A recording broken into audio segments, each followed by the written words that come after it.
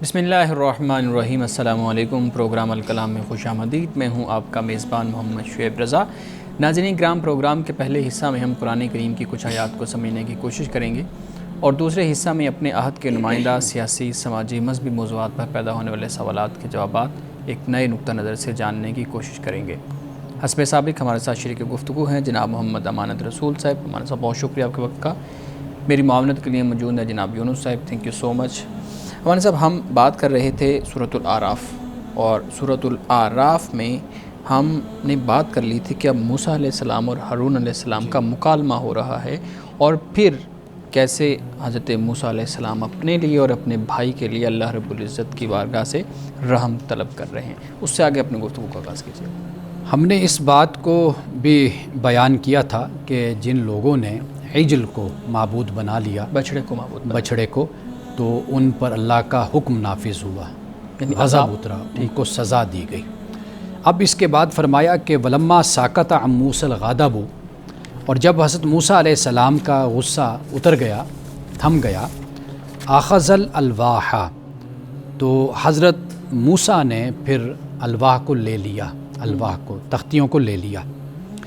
اب حضرت موسیٰ علیہ السلام نے چونکہ الواح کو ایک طرف رکھ دیا تھا اور حضرت ہارون سے اور جو قوم کے سردار تھے، ذمہ دار تھے، ان سے گفتگو کی تھی، تو اب اس کے بعد پھر الواح کو لے لیا۔ وفی نسختیہا، اور جو ان میں لکھا ہوا تھا، ان الواح پہ جو لکھا ہوا تھا، ہم نے یہ پڑھا تھا کہ 10 کمانڈمنٹس یعنی 10 احکام اترے تھے، اس میں لکھے ہوئے تھے۔ اب یہ فرمایا کہ ان میں جو لکھا ہوا تھا اس میں ہدایت اور رحمت تھی۔ ہدی ورحمۃ للذین ھم لربہم یرہبون، ان لوگوں کے لیے جو اپنے رب سے ڈرتے ہیں، جو رہب اپنے رب سے جو ڈرتے ہیں، ان کے لیے اس میں ہدایت بھی اور رحمت بھی ہے۔ واضح بات ہے کہ اللہ سبحانہ و تعالیٰ کی ذات کا احساس یہ جس کے اندر ہوگا، شعور بندگی جس کے اندر ہوگا، اللہ کی ذات کی کانشیسنیس جس کو ہم کہتے ہیں، وہی شخص در حقیقت ہدایت اور رحمت کو اختیار کرتا ہے۔ تو یہاں پر اسی بات کو بیان کر دیا۔ قرآن مجید لوگوں کے لیے بھی ہدایت ہے، تورات بھی لوگوں کے لیے ہدایت ہے، انجیل بھی لوگوں کے لیے ہدایت ہے، رحمت ہے۔ قرآن مجید نے بشارت بھی کہا کہ یہ بشارت بھی ہے، لیکن ہے کن کے لیے؟ وہ جو طلب کرنے والے ہیں، جو مانگنے والے ہیں اور جو چاہتے ہیں، اور جو نہیں چاہتا تو اس کو کوئی زبردستی تو کچھ بھی نہیں دیا جا سکتا نا۔ یہاں پر اس بات کو واضح فرمایا۔ اب اس کے بعد فرمایا وَاخْتَارَ مُوسَىٰ قَوْمَهُ 70 رَجُلًا لِمِيقَاتِنَا، موسیٰ علیہ السلام نے اپنی قوم میں سے 70 آدمی چنے ہمارے کیے ہوئے وقت کے لیے، یعنی جو اللہ نے وقت مقرر کیا اس کے لیے 70 لوگوں کو چنا۔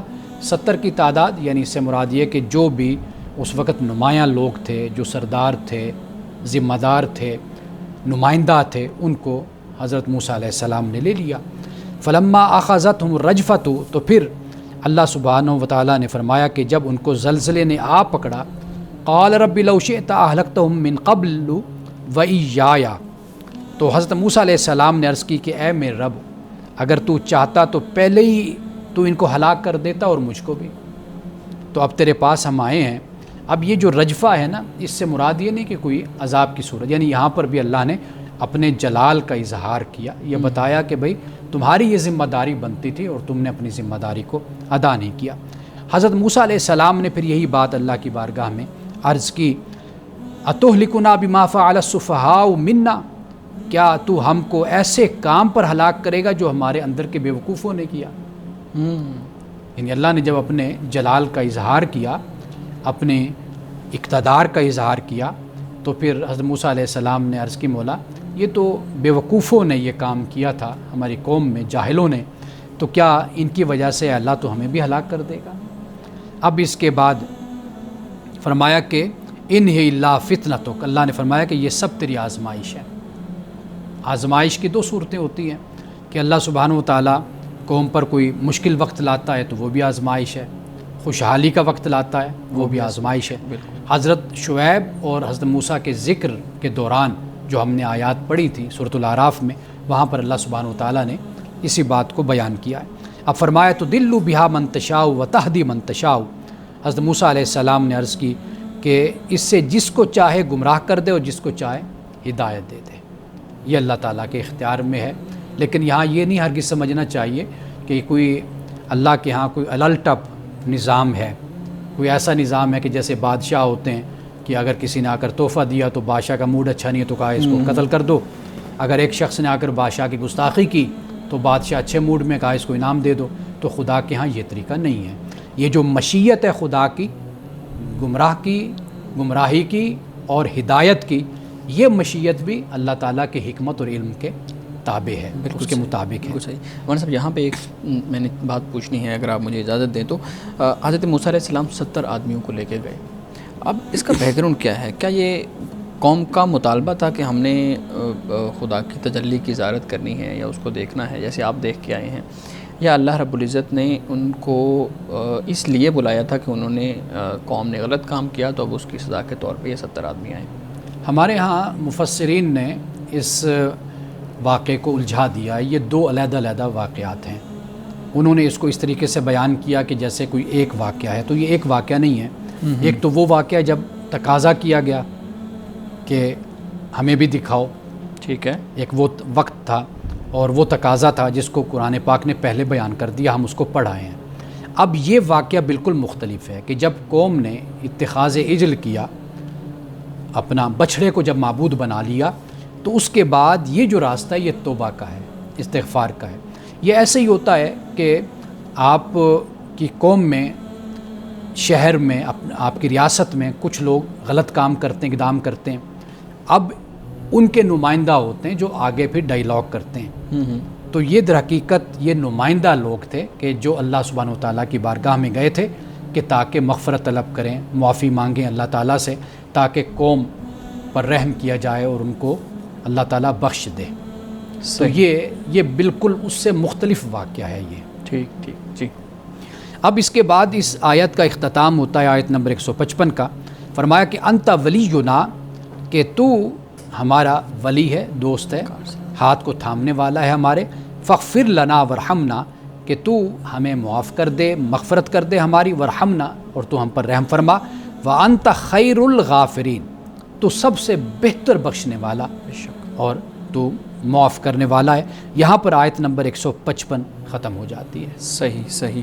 مولانا صاحب اب یہاں پہ ایک اور چیز بھی پھر ذہن میں آتی ہے کہ اگر مفسرین نے ان واقعات کو الجھا دیا ہے تو واضح ہیں آیات، ایک جگہ پہ آیت اور ہے، دوسری جگہ پہ اور ہے، اس کے باوجود یہ معاملات کیسے الجھ گئے؟ نہیں، میں نے یہ عرض کی ہے کہ انہوں نے دو واقعات کو ایک واقعہ سمجھا اور اس کو اس طریقے سے بیان کر دیا، یعنی جو پہلے واقعہ تھا اسی سے متعلق اس واقعے کو بھی ساتھ انہوں نے کہا کہ بھئی یہ جو یہاں پر بیان کیا جا رہا ہے یہ در حقیقت یہ وہی واقعہ ہے کہ جب حضرت موسیٰ علیہ السلام طور پر گئے تو ان کے ساتھ ان کی قوم کے یہ افراد بھی چلے گئے تھے اور انہوں نے وہاں پر یہ تقاضا کیا تھا۔ تو میں نے یہ بیان کیا کہ یہ دونوں واقعات بالکل مختلف ہیں۔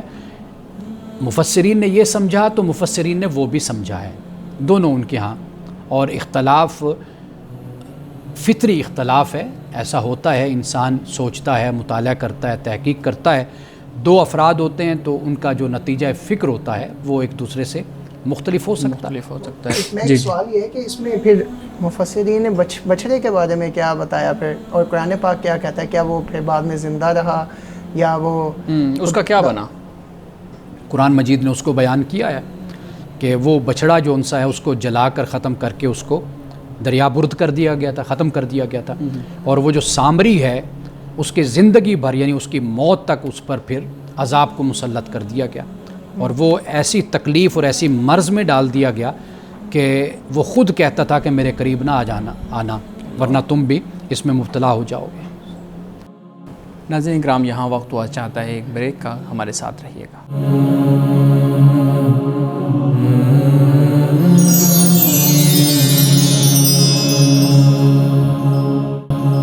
ویلکم بیک ناظرین۔ امان صاحب بہت شکریہ، آپ سورۃ الاعراف میں ان آیات کو بیان کر رہے تھے جو ان میں حضرت موسیٰ علیہ السلام کے ساتھ 70 آدمی کوہ طور پہ گئے۔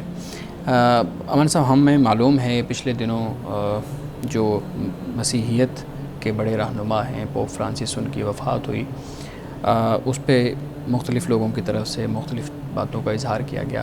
آپ کچھ کہنا چاہیں گے اس بارے میں؟ سب سے پہلے تو دلی افسوس کا ہی ہم اظہار کرتے ہیں، اس لیے کہ وہ مسیحیت کے جو رہبر رہنما ہیں ہمیشہ ان کا کردار بڑا پازیٹیو رہا ہے. یعنی ہم ماضی قریب میں دیکھتے ہیں انہوں نے ہمیشہ انسانیت کی بات کی تھی اور اتحاد کی اور اتفاق کی بات کی. یہاں تک کہ فلسطین کا مسئلہ یعنی کچھ ہی دن پہلے اپنی وفات سے 2 دن پہلے 3 دن پہلے بھی انہوں نے اس پر خبردار کیا اور بہت ہی دکھ کے ساتھ اور غم کے ساتھ اس بات کا اظہار کیا کہ جو اتنا بڑا انسانی المیہ فلسطین میں پیدا ہوا ہے یہ اس جنگ کو اور اس ظلم کو اور بربریت کو روکا جائے. اس بات کا ذکر انہوں نے واضح الفاظ میں یہ کیا. تو لہٰذا ایسے جو کردار ہوتے ہیں ہمارے معاشرے کے اور اس سرزمین پر، یہ ہمارے لیے ایک امید کا چراغ ہوتے ہیں، ایک امید کی شمع ہوتے ہیں کہ ان کے ذریعے سے ہی زمین پر امن قائم ہوتا ہے. قرآن مجید نے بھی بہت ہی متوازن جو انداز ہے وہ اختیار کیا ہے. وہ یہ ہے کہ قرآن مجید نے ہمیشہ اہل کتاب، وہ یہود ہوں نصارہ ہوں، ان کی صفات کا ذکر کیا، اور خاص طور پر قرآن پاک نے جو قوم مسیحیت ہے اس کے بارے میں قرآن نے کہا کہ یہ تمہارے بہت قریب ہیں. اقربہم مودہ کہا کہ قرآن اس کو بیان کر محبت میں یہ تمہارے قریب ہیں. اس کی وجہ کیا ہے کہ ان میں نرم دلی ہے، ان میں رحم دلی ہے، یہ عبادت گزار ہیں، یہ زہد اختیار کرنے والے ہیں. یہ قرآن پاک نے ان کی صفات کو بیان کیا کہ یہ تکبر کرنے والے نہیں ہیں. قرآن پاک نے ان کی تعریف کی ہے. اور الذین آتیناہم الکتاب یتلونہ حق تلاوتی، کہ اپنی کتاب کی تلاوت کرتے ہیں، اس کی تلاوت کا حق ادا کرتے ہیں. تلاوت کا حق یہی ہوتا ہے کہ وہ جو تعلیم ہے محبت کی، اخوت کی، جو تعلیم ہے انسانیت کی، وہ اس تعلیم کو اختیار کرنے والے لوگ ہیں. پیغمبر کا زمانہ مختلف زمانہ ہوتا ہے، اس زمانے میں حق نازل ہوتا ہے، ہر چیز واضح ہوتی ہے. ہمارا زمانہ اس زمانے سے اس طریقے سے مختلف ہو جاتا ہے کہ ہمارے سپرد دعوت اور تبلیغ کی ذمہ داری ہے کہ ہم اللہ کے پیغام کو لوگوں تک ہم پہنچاتے رہیں.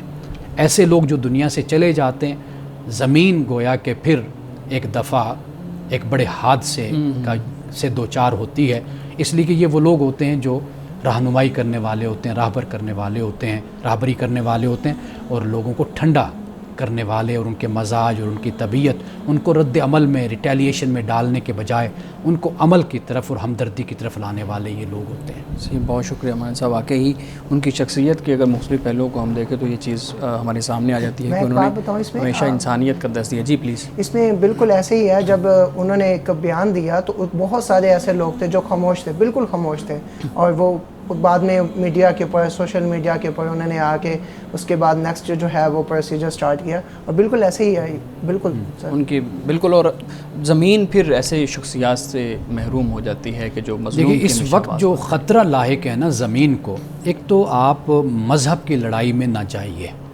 اس وقت انسانیت کو خطرہ ہے.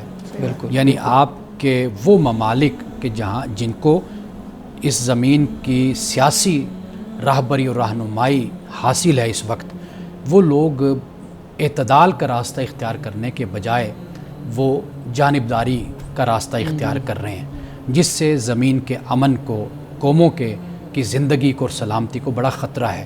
ایسے لوگ جب ہوتے ہیں نا کہ جو غیر جانبداری سے صرف انسانیت کی بنیاد پر چاہتے ہیں کہ زمین پر امن ہو، انسان خوشحالی کی زندگی گزارے، امن کی زندگی گزارے، ایسے لوگ بڑے غنیمت ہیں، خاص طور پر آج کے دور میں.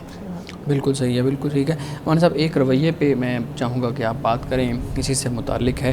ابھی آپ کی رائے بھی ہمارے سامنے آ گئی ہے. بہت سے لوگ ایسے افراد کی اچھائیوں کو بھلا کر پھر ان کی شخصیت کے ایسے پہلوؤں کو ڈھونڈنا شروع کر دیتے ہیں جس پہ بات کرنا مناسب نہیں ہوتا، ان کی مخالفت شروع ہو جاتی ہے.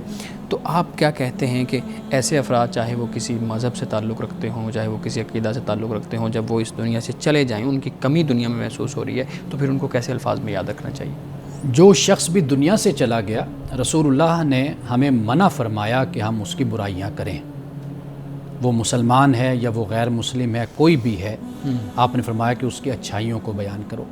انسان ہے، میں بھی انسان ہوں، آپ انسان ہیں، سب انسان ہیں، ہم سے غلطیاں بھی ہوتی ہیں، لیکن ایک وقت میں ایک انسان کے کریکٹر، اس کی خدمات کو دیکھا جاتا ہے، اس کی پوری شخصیت کا جائزہ نہیں لیا جاتا۔ میں تو یہ کہا کرتا ہوں کہ اگر انسان سے کوئی غلطی بھی ہوتی ہے تو وہ اس کی عظمت کے خلاف نہیں ہے۔ یعنی اگر مثال کے طور پر ایک سائنٹسٹ ہے، اس نے انسانی خدمت کی ہے، ایک ایسی چیز بنا کر دے دی ہے انسانیت کو کہ جس سے کسی بیماری کا خاتمہ ہو گیا، بیماری کا علاج ہو گیا، اس کی یہ خوبی ہے۔ اس کا مطلب یہ نہیں ہے کہ اب وہ غلطیوں سے پاک ہو گیا، صاف ہو گیا، اب اس سے کوئی غلطی نہیں ہوگی۔ وہ غلطی اپنی جگہ پر، چونکہ وہ انسان ہے، لیکن جو اس کی ایک اجتماعی خدمت ہے، اللہ سبحانہ و تعالیٰ بھی انسان کی بڑی نیکی کو دیکھتا ہے۔ قرآن کہتا ہے کہ اگر تم بڑے گناہوں سے بچو گے، اللہ تمہارے چھوٹی غلطیوں کو، گناہوں کو اللہ مٹا دے گا۔ بالکل ٹھیک ہے۔ مولانا صاحب، ناظرین کے سوالات ہیں، پوچھتے ہیں عورت کی ترجیح کیا ہونی چاہیے، ملازمت یا گھر؟ اس معاملے میں حالات فیصلہ کرتے ہیں کہ کیا ترجیح ہونی چاہیے۔ یعنی ایک خاتون ہے کہ جس کو ضرورت اس بات کی ہے کہ وہ باہر نکلے، ملازمت کرے، شوہر وفات پا گیا، بچے ہیں، چھوٹے ہیں، اب وہ کیا کرے؟ واضح بات ہے کہ اس کو اب بچوں کا پیٹ پالنا ہے، گھر کے اخراجات کو لے کر چلنا ہے۔ میں خود ایسی خواتین کو جانتا ہوں کہ جن کے شوہر جوانی میں وفات پا گئے، 2 بچے ہیں، 3 ہیں، 1 ہے، اب کوئی اور نہیں ہے کہ جو سنبھالنے والا ہو۔ جو بہنیں ہیں، جو بھائی ہیں، وہ اخراجات نہیں اٹھا سکتے، ہر کسی کے اپنے معاملات ہوتے ہیں۔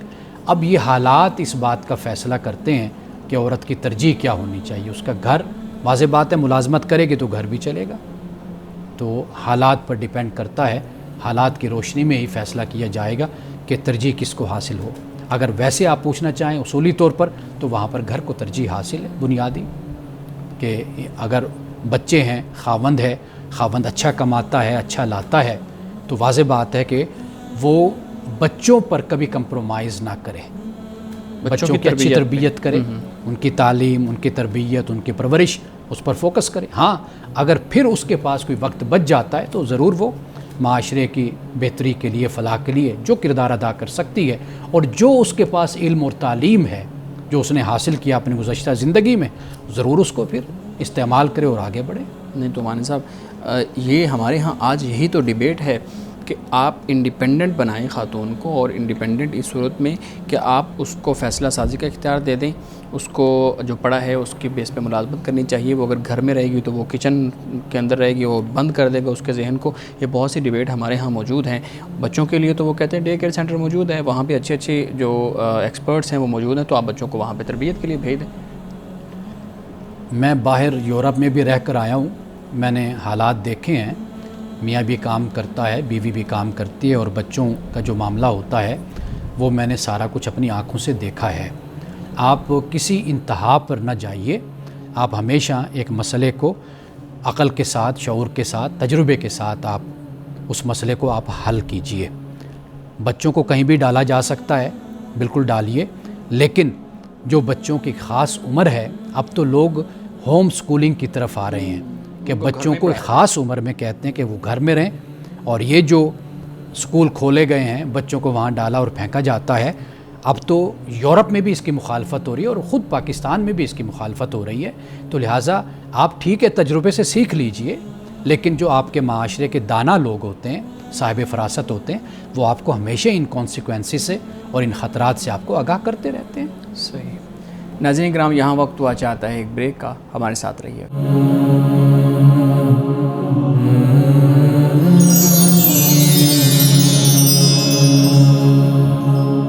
پروگرام میں ایک دفعہ پھر خوش آمدید۔ جی یونس صاحب، سوال رکھیے گا۔ سر، یہاں پہ میرا ایک سوال یہ ہے کہ معاشرے میں آپ نے کافی خواتین دیکھی ہیں، اور ہم جب میٹرو بس میں دیکھتے ہیں تو بہت ساری خواتین جو کہ گھروں میں کام کر رہی ہیں، اور بہت ساری جو صفائی کر رہی ہیں۔ ہر کسی کے اپنے الفاظ ہوتے ہیں ان کے بارے میں، کچھ تو محلوں میں، کچھ رشتہ داروں میں، اور کچھ عام لوگوں کے، تو کچھ پازیٹیو ہوتے ہیں، بہت زیادہ نیگیٹیو ہوتے ہیں۔ اس کے بارے میں اسلام اور قرآن پاک میں کیا جو ہدایات ملتی ہیں؟ معاشرے کی تربیت کی ضرورت ہوتی ہے۔ خواتین کو ان کے سرگرمیوں سے اور ان کی ایکٹیویٹیز سے منع نہیں کیا جا سکتا۔ یہ عورت ہو، مرد ہو، بچہ ہو، سب کا یہ بنیادی حق ہے آپ جانتے ہیں نقل و حرکت یہ انسان کا حق ہے کہ وہ سفر کرے، وہ جائے، جو کام کرنا چاہتا ہے وہ کام کرے، تعلیم لینا چاہتا ہے تعلیم لے، کسی کو بھی کسی طریقے سے پابند کسی چیز کا نہیں کیا جا سکتا۔ عورتوں کو یہ سمجھنا کہ گھروں میں بند کر دیا جائے یہ ان کی آزادی کے خلاف ہے اور بنیادی حق کے یہ خلاف ہے۔ تو لہٰذا معاشرے کی تربیت کی ضرورت ہے۔ عورتیں دیگر معاشروں میں بھی کام کر رہی ہیں، جا رہی ہیں، ان کو کوئی نہیں گھورتا۔ ایسے معاشرے بھی ہیں کہ جو مسلمانوں کے معاشرے نہیں ہیں، مسلم معاشرے نہیں، مسلم حکومتیں، مسلم ریاستیں نہیں، لیکن کوئی بھی نظر اٹھا کر عورتوں کی طرف نہیں دیکھتا۔ تو یہ بنیادی طور پر جو خرابی ہے یہ ہمارے اپنے سماج کی ہے۔ تو ہمیں چاہیے کہ ہم اپنی اصلاح کریں، بجائے اس کے کہ لوگوں کو، اپنی عورتوں کو گھروں میں پابند کریں، بند کر دیں۔ اس سے کہیں زیادہ ہماری ذمہ داری یہ بنتی ہے کہ جو ایسی حرکتیں کریں، آپ قرآن پڑھ لیجئے، آپ حدیث کا مطالعہ کر لیجئے، اللہ نے، اللہ کے رسول نے ایسے لوگوں کو سخت سے سخت ترین سزا دینے کا حکم دیا ہے کہ ان کو سزا دو، یہ نہیں کہا کہ عورتوں کو گھر میں بند کر دو۔ تو لہٰذا عورتوں کے لیے بھی ان کے لباس، اس حوالے سے اللہ نے احکام بیان کیے ہیں، اس میں کوئی شک نہیں ہے، لیکن بالکل عورتوں کو گھر میں بند کر دینا اس خطرے سے، تو اس کی اجازت بالکل نہیں ہے۔ اچھا، میرا ایک سوال یہ ہے، ہم جب بائکرز کمیونٹی جب نکلتے ہیں تو ہمارا یہ ہوتا ہے کہ ہم نماز کے لیے رکتے ہیں، 30-40 لوگ ہو جاتے ہیں تو 20 لوگ کہتے ہیں ہم نے نماز پڑھنی ہے، تو آگے ہم جب پہنچتے ہیں تو وہ کسی اہل حدیث یا فار ایگزامپل کسی اہل تشیع یا کسی اور مسئلہ کی، بالکل وہاں پہ مسجد ہوتی ہے، تو 20 لوگوں میں سے 10 لوگ وہاں آتے ہیں نماز پڑھنے، باقی 10 رک جاتے ہیں۔ تو اس کے بارے میں آپ کائنڈلی رہنمائی فرمائیں کہ ہم کیا کسی اور مسجد میں نماز نہیں پڑھ سکتے؟ ہم تو باقاعدہ خود بلکہ انکریج کرتے ہیں آپ کائنڈلی اس کو مسئلہ کو نہ دیکھیں، لیکن بہت سارے لوگ ایسے ہوتے ہیں جو کہ ہم شاید ہمارے پاس وہ اتنا نالج نہیں ہے جو جس سے ان کو گائیڈ کر سکیں، تو اس لیے سوال آپ سے ہے۔ نماز صرف اللہ کے لیے ہوتی ہے اور مسجد صرف اللہ کا گھر ہے، یہ کسی مسلک کا نہیں ہے، کسی مسلک کی مسجد نہیں ہے، مسجد صرف اللہ کی ہوتی ہے۔ تو لہٰذا اس تفریق میں پڑھنے کے بجائے ہمیں جہاں پر بھی جگہ ملے ہمیں نماز پڑھنی چاہیے، جو بھی مسجد ہو، یہاں تک کہ چرچ بھی ہو تو وہاں پر بھی آپ نماز ادا کر سکتے ہیں، تو اس کی کوئی پابندی نہیں ہے۔ صحیح۔ مولانا صاحب ایک اور چیز اس میں پوچھنا چاہوں گا، اگر آپ کی بات کمپلیٹ ہو گیا تو جو بائکر ہیں عام طور پہ سفر پہ جاتے ہیں اور بائک چلاتے ہیں، وہ دیکھتے ہیں کہ راستے میں بہت سی جگہ ایسی آتی ہیں جہاں پہ نماز کا وقت ہو گیا ہے اور پانی وہاں پہ موجود نہیں ہے۔ دو چیزیں پوچھنا چاہوں گا، نیچے دریا ہے لیکن وہ روڈ پہ جا رہے ہیں، اب وہ پانی دیکھ رہے ہیں لیکن رسائی نہیں ہے، ایک چیز یہ ہوگی اب وہ وضو کیسے کریں؟ دوسری چیز یہ ہے کہ اگر ان کی ڈائریکشن ٹھیک ہے، انہوں نے سوچا ہے کہ یہ ڈائریکشن ٹھیک ہے، قبلہ اس طرف ہے، تو وہ کیا بائک چلاتے ہوئے اسی طرح سے نماز ادا کر سکتے ہیں جیسے ہم کسی بیمار کے لیے کہتے ہیں کہ وہ اشارے سے نماز پڑھ لیں؟ قرآن مجید نے اس حوالے سے یہ فرمایا ہے کہ لا نکلف نفسا الا وسعها، اللہ پاک فرماتا ہے کہ ہم کسی کو بھی ذمہ دار نہیں ٹھہراتے مگر اس کی وسعت کے مطابق، صحیح، اس کی استطاعت جو بھی اس کی ہمت ہے اس کے مطابق ہم ذمہ دار ٹھہراتے ہیں۔ احکام کا بھی معاملہ یہی ہوتا ہے کہ آپ جس سطح پر کھڑے ہیں، جتنی آپ کی استطاعت ہے، آپ کی قوت ہے، طاقت ہے، آپ اسی کے پابند ہیں، اللہ کی بارگاہ میں آپ اتنا ہی اس کے جواب دہ بنتے ہیں۔ اسی طرح جب آپ بائک چلا رہے ہیں اور آپ پہاڑوں پہ ہیں، ایسے سفر پر ہیں کہ جہاں پہ پانی کا بھی مسئلہ ہے، جہاں پہ دیگر مسائل بھی ہیں، آپ صرف اس بات کے پابند ہیں کہ آپ اللہ کی بارگاہ میں جس حالت میں بھی آپ جھک جائیں، نماز آپ ادا کر لیں، تو یہ آپ اس کے ذمہ دار بس ہیں۔ جتنی وسعت اور جتنی طاقت اور جتنی استطاعت آپ کے پاس ہے آپ اسی کے پابند ہیں۔ مثلا آپ گھر پہ ہیں تو واضح بات ہے کہ پھر آپ پر یہ بھی لازم ہو جاتا ہے کہ آپ وضو کریں، آپ پر یہ بھی لازم ہو جاتا ہے کہ پھر آپ کھڑے ہو کر پورا اہتمام کر کے آپ نماز ادا کریں۔ اب امن کی حالت ہے، اسی طرح جب خوف کی حالت ہے، جنگ کی حالت ہے، یا سفر ایسا ہے کہ جس میں یہ ساری سہولتیں آپ کو میسر نہیں ہیں، آپ منیمم ایٹ لیسٹ جس حالت پر ہیں تو آپ پر لازم ہے کہ آپ فرض ادا کر لیجئے۔ صحیح صحیح۔ مولانا صاحب یہ بتائیے گا، ہمارے ناظرین کی طرف سے سوال ہے کہ رشوت دینے والا اور لینے والا دونوں آگ میں ہیں، اور رشوت لینے والا تو چلو آگ میں ہے، دینے والا کیسے آگ میں ہے؟ وہ تو اپنی مجبوری کی وجہ سے دے رہا ہے۔ قرآن مجید نے اس بات کو اس طریقے سے بیان کیا ہے کہ بھئی کہ دینے والا جب دیتا ہے نا اس کا مقصود یہ ہوتا ہے کہ میں تعلقات آگے بڑھاؤں، اس کا مقصود یہ ہوتا ہے کہ میں دوسرے کا حق ماروں، یعنی وہ اس کا حقدار نہیں ہے، ڈیزرو نہیں کرتا، لیکن پھر وہ حق مارتا ہے۔ یعنی ہم نے یہ دیکھا ہے یونیورسٹیز میں کہ ایک شخص ہے کہ وہ ایک بچہ ہے، وہ کسی ایسے بندے کا بیٹا ہے کہ جو بڑا سورسفل ہے، بڑے ذرائع وسائل اس کے ہاتھ میں ہیں، اس کے تعلقات ہیں۔ اب ایک لائق بچہ محروم ہو جاتا ہے اس چیز سے، اس جگہ سے، اس داخلے سے، اور وہ نالائق بچہ اس کی جگہ آ جاتا ہے۔ یہ میں آپ کو آبزرویشن اپنے تجربے کی میں بات کر رہا ہوں، ٹھیک ہے، کہ ایسے بچے کہ جو ڈیزرو نہیں کرتے تھے، وہ صرف اپنے باپ کی بنیاد پر کہ مالی وسائل اس کے پاس ہیں، کوئی عہدہ ہے، پاور کی بنیاد پر، یہ وہ چیز ہے جس کو رسول اللہ نے فرمایا راشی والمرتشی کلاہما فی النار، کہ ایسا شخص کہ جو رشوت دے رہا ہے ناجائز طریقے سے اور غلط طریقے سے دوسرے کا حق مار رہا ہے، پیسہ خرچ کر رہا ہے، تو فرمایا کہ یہ شخص بھی جہنمی ہے۔ تو یہ اصل ایسے لوگوں کی طرف اشارہ ہے۔ صحیح۔ تو اگر کوئی فرض کریں کوئی اپنا کوئی کام نکلوانے کے لیے، یا اس کا کام نہیں ہو رہا ہے، جیسے ہمارے ہاں حالات ہے، جیسے پورا سٹرکچر ہے، اگر کوئی 4 پیسے کسی کو دیتا ہے یا کسی کی طرح کا بھی کوئی رشوت دیتا ہے تو وہ ٹھیک ہے؟ آخری حد تک بچنے کی کوشش ہونی چاہیے۔ اگر انسان یہ سمجھتا ہے کہ میرے دینے سے جو میرا حق ہے وہ مجھ کو مل رہا ہے، میں کسی کا حق نہیں مار رہا، کسی کے ساتھ زیادتی نہیں کر رہا، میں ظلم نہیں کر رہا، یہ میرا ہی رائٹ تھا، لیکن معاشرہ ایسا کرپٹ اور برا معاشرہ ہے کہ اس میں کچھ دیے بغیر کام نہیں ہوتا، تو وہ بامر مجبوری دے سکتا ہے۔ صحیح جی یونس صاحب۔ سر ہم جب پہاڑوں پہ نکلتے ہیں، گھر سے نکلتے وقت ہم اللہ کا نام پڑھتے ہیں، آیت الکرسی پڑھ کے نکلتے ہیں، سفر کی دعا پڑھ کے نکلتے ہیں۔ تو جب پہاڑوں میں کچھ ایسی جگہیں ہوتی ہیں جہاں پہ اللہ کی کچھ مخلوقات ہوتی ہیں، ہم وہاں پہ جاتے ہیں تو ہمیں محسوس ہوتا ہے کہ یہاں پہ کچھ ہے۔ کئی بار ہوا نہیں بھی چل رہی ہوتی، اوپر سے پتھر آ رہے ہوتے ہیں، لیکن ہم نے کچھ لوگوں کو دیکھا ہے وہ ان چیزوں کو اور مطلب کہہ جاتے ہیں کہ آپ اپنا دکھائیں، ہمیں کچھ دکھائیں کہ آپ موجود ہیں یہاں پہ۔ ہم تو خود بذات خود پیچھے ہٹ جاتے ہیں، لیکن ہر کسی کو منع نہیں کر پاتے، یا کچھ لوگ اکیلے جاتے ہیں ان کو بھی منع نہیں کر پاتے۔ تو ان لوگوں کے بارے میں کیا آپ رائے ہے؟ اور سیکنڈلی کیا یہ جو اللہ کی مخلوق ہوتی ہے، کیا یہ مسلمان ہے اور یا غیر مسلم ہے؟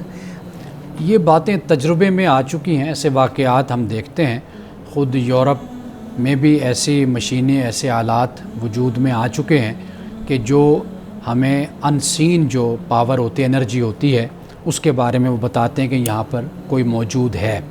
ایسا سب کچھ ہے۔ اس میں ہر طرح کے لوگ ہوتے ہیں، جو ہم پڑھتے ہیں کہ وہ مسلمان بھی ہو سکتے ہیں، وہ غیر مسلم بھی ہو سکتے ہیں۔ یہ ایسے ہی ہے کہ جیسے کسی کو ڈسٹرب کیا جائے تو واضح بات ہے کہ ایک ری ایکشن وہاں سے آتا ہے۔ اب ہمارا گھر ہے، ہماری جگہ ہے، ہم رہتے ہیں، وہاں سے اگر کوئی ہمیں بے دخل کرنے کی کوشش کرے تو ہم اپنی طاقت کے مطابق اپنا دفاع کرتے ہیں، اس کو روکتے ہیں، کیونکہ یہ ہمارا حق ہے، ہماری جگہ ہے۔ اسی طرح یہ انرجی یا یہ جو طاقت یہ مخلوق جس کی طرف آپ اشارہ کر رہے ہیں، تو وہ اپنا رد عمل دکھاتے ہیں۔ تو لہٰذا ایسے موقعوں پر ہمیں کوشش کرنی چاہیے کہ ہم وہاں سے کوچ کر جائیں، چلے جائیں۔ اگر ہم کچھ کام ایسا کریں گے تو اس سے کئی دفعہ بہت بڑا نقصان بھی انسان کو اٹھانا پڑتا ہے۔ صحیح۔ ناظرین کرام، یہاں وقت ہوا چاہتا ہے ایک بریک کا، ہمارے ساتھ رہیے گا۔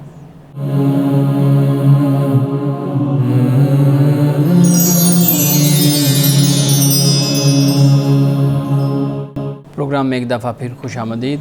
امان صاحب سوال پوچھتے ہیں کہ کیا بیوی کو اپنی ملازمت اور تعلیم کے لیے خاوند کی اجازت ضروری ہے؟ دیکھیے، اگر اس طریقے سے بات کی جائے نا کہ اجازت ضروری ہے یا نہیں ہے، تو مسئلہ پھر واضح نہیں ہوتا۔ ہم کسی ایک پوزیشن میں جا کر کھڑے ہو جاتے ہیں اور ایک انتہا پر۔ ہمارے ہاں ایسے مسائل پر 2 گروہ بن جاتے ہیں معاشرے میں۔ ایک کہتا ہے جی خاوند کون ہوتا ہے؟ عورت کو پابند کرنے والا۔ اس کو کس نے اس چیز کا اختیار دیا ہے کہ بھئی یہ اس کو پابند کرے کہ بھئی آپ نہیں جا سکتے، گھر سے باہر نہیں نکل سکتی؟ ایک یہ۔ دوسرا جو طبقہ ہوتا ہے وہ کہتا ہے کہ جی عورت ہر صورت میں گھر میں کنفائن رہے، بند رہے، مرد کا یہ حق ہے خاوند کا، اس کو بند کر سکتا ہے، رکھ سکتا ہے۔ یہ دونوں انتہائیں ہیں. گھر ہے، دونوں کی کشتی ہے وہ. صحیح. اگر ایک غلط فیصلہ کرے گا گھر ڈوبے گا، کشتی ڈوبے گی، دوسرا بھی ساتھ ڈوبے گا. کبھی ایسا نہیں ہوتا کہ بیوی کا کوئی انتہائی فیصلہ ہو تو وہ خوش ہو جائے یا خوش رہ جائے، یا خامند کوئی غلط فیصلہ یا انتہائی فیصلہ اٹھائے تو وہ خوش رہ جائے. یہ کبھی نہیں ہوتا. ان معاملات میں ہمیشہ دونوں کو آپس میں طے کرنا چاہیے، مشورہ کرنا چاہیے، آپس میں بیٹھ کے بات کرنی چاہیے. مثال کے طور پر اگر خامند یہ چاہتا ہے کہ بھئی میری جو تنخواہ ہے اس میں گزر اوقات کم ہے، یا اس طرح کے مسائل ہیں، بیوی کا ساتھ کردار ادا کرنا ضروری ہے، یا خامند کا شعبہ ایسا ہے کہ جس میں وہ چاہتا ہے کہ میری بیوی بھی میرے ساتھ شامل ہو جائے، بزنس ہوتا ہے یا دیگر ایکٹیویٹیز ہوتی ہیں ان میں شامل کر لیتا ہے. یہ آپس میں مشورے کے ساتھ یہ چیزیں چلنی ہوتی ہیں. ان کو ڈکٹیٹرشپ کے ساتھ نہیں حل کیا جاتا ان مسئلوں کو، اور نہ کبھی ضد کے ساتھ، مقابلے بازی کے ساتھ، الجھاؤ کے ساتھ، جھگڑوں کے ساتھ یہ مسئلے حل ہوتے ہیں. آخر نتیجہ پھر یہ نکلتا ہے کہ گھر ٹوٹ جاتا ہے.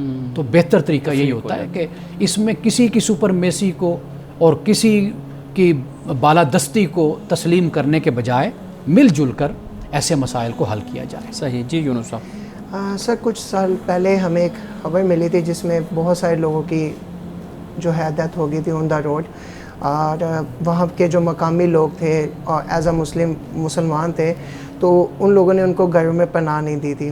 تو ان کو معلوم تھا کہ اگر یہ باہر سردی میں رہیں گے تو ان کی موت ہو جائے گی. تو رات اس میں بچے بھی شامل تھے، بزرگ بھی تھے اور کافی لوگ تھے. ایز اے مسلم ہمیں کسی کو اپنے گھر میں مہمان کے طور پہ، ہمیں معلوم ہے اس کی مجبوری کا ہم اندازہ ہے، تو اس یعنی وہ ہمارے دین سے تعلق نہیں رکھتا. یہ بالکل ٹھیک ہے. صحیح. سب سے بڑی اہمیت جو ہے نا اسلام میں وہ جان کی اہمیت ہے. کوئی بھی شخص ہے، آپ نے اس سے یہ نہیں پوچھنا کہ تیرا مذہب کیا ہے.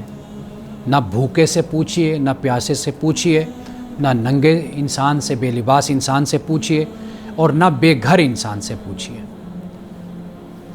کوئی مذہب نہیں. بنیادی چیز کیا ہے؟ وہ انسان ہے، وہ ایک جان ہے. اسلام ہمیں اس بات کی تعلیم دیتے ہیں. دیکھیے فرمایا من قتل نفسا بغیر نفس او فساد فی الارض فکانما قتل الناس جمیعا. یہاں پر نفس کا لفظ استعمال ہوا ہے کہ کسی جان کو بھی اگر قتل کیا تو گویا کہ اس نے انسانیت کا قتل کیا. ومن احیاها فکانما احیا الناس جمیعا، کہ جس نے ایک انسان کو زندگی دی. یہاں یہ نہیں فرمایا کہ مومن کو زندگی دی، کسی نے ایک انسان کو زندگی تو دی، فرمایا کہ اس نے گویا کہ ساری انسانیت کو زندگی دی. یہ ہے مسلمان نے نفس کی بات کی، انسانی جان کی بات کی ہے. تو لہٰذا اسلام میں اس بات کی اہمیت ہے. دیکھیے وہ تو پھر بھی انسان ہے نا. آپ کسی جانور کو بھی دیکھتے ہیں نا. رسول اللہ صلی اللہ علیہ وسلم نے ایک کتیا راستے میں سو رہی تھی، آپ نے ایک صحابی کی ڈیوٹی لگا دی کہ یہاں پر کھڑے ہو جاؤ، اور جو یہ لشکر گزر رہا ہے اس کو کہو کہ اس کو اٹھانا نہیں ہے، اس کو تنگ نہیں کرنا، راستہ بدل کر گزرو. تو راستہ بدل کر گزارا گیا اور وہ کتیا وہیں پر سوئی رہی. اسلام میں یہ اہمیت ہے. تو لہٰذا آپ انسان کی بات کر رہے ہیں، میں تو یہ کہہ رہا ہوں کہ اسلام تو ہمیں جانوروں، حیوانات، ان کے بارے میں یہ تعلیم دیتا ہے. ایک اور مولانا صاحب اس طرح کی روایت ہمارے سامنے آتی ہے نا کہ اصحاب رسول نے وہ کسی چڑیا کے پرندے کے بچوں کو اٹھا لیا، تو پھر رسول اللہ علیہ وسلم نے ان کو حکم دیا کہ اس کے بچوں کو واپس کیا جائے کیونکہ یہ شکایت لگا رہی ہے. یہ مستند حدیث ہے. فاختہ تھی، اس کے بچے تھے، انڈے تھے بلکہ، وہ اٹھا لیے. میں چاہوں گا کہ آپ اس کو بیان کرتے ہیں ہمارے ناظرین کے لیے. یہ حدیث اس طرح ہے کہ صحابہ بیان کرتے ہیں کہ سفر پر تھے، تو سفر میں دیکھا کہ فاختہ جو ہے وہ اڑ رہی ہے، بڑی بے چین مضطرب ہے. تو رسول اللہ نے فرمایا کہ ایسا کیوں ہے؟ چونکہ وہ صحابی کپڑے میں یا ٹوپی میں چھپا کر انڈے اپنے پاس لائے ہوئے تھے. تو وہاں پر جب فاختہ اڑنے لگی تو رسول اللہ نے فرمایا ایسا کیوں ہے؟ تو انہوں نے عرض کیا رسول اللہ میں نے اس کے انڈے جو ہیں وہ چھپا لیے ہیں. تو آپ نے فرمایا کہ تم نے ایک ماں کو تکلیف دی ہے، اذیت دی ہے. تو فرمایا کہ جہاں سے اس کے انڈے اٹھائے ہیں وہاں جا کر واپس اس کے انڈے رکھ کر آؤ. تو یہ رسول اللہ نے تعلیم فرمائی ہے ہمیں. مولانا صاحب آج کی حدیث مبارکہ بیان کیجیے گا. آج کی حدیث ہے، آپ نے فرمایا کہ اقرب ما یکون العبد من ربی وهو ساجد. فرمایا کہ بندہ اپنے رب کے قریب سب سے زیادہ جس حالت میں ہوتا ہے وہ سجدے کی حالت ہے. قرآن بھی کہتا ہے وسجد وقترب، سجدہ کر اور اپنے رب کے قریب ہو جا. تو لہٰذا حالت سجدہ میں انسان اپنے رب کے بہت قریب ہوتا ہے، چونکہ یہ عاجزی کا کمال اور عاجزی کا عروج ہوتا ہے۔ عمر صاحب بہت شکریہ آپ کے وقت کا، آپ کے متعلق گفتگو کا۔ یونس صاحب بہت شکریہ، انشاءاللہ مزید ہم آپ کے سوالات کو ضرور ایڈریس کریں گے۔ ناظرین کرام، اس دعا کے ساتھ اپنے پروگرام کا اختتام کریں گے۔ اللہ رب العزت حسن کلام اور تاثیر کلام عطا فرمائے، ہماری زبان کی گروں کو کھول دے اور سننے والوں تک خیر کا پیغام پہنچے۔ اجازت دیجیے، خدا حافظ۔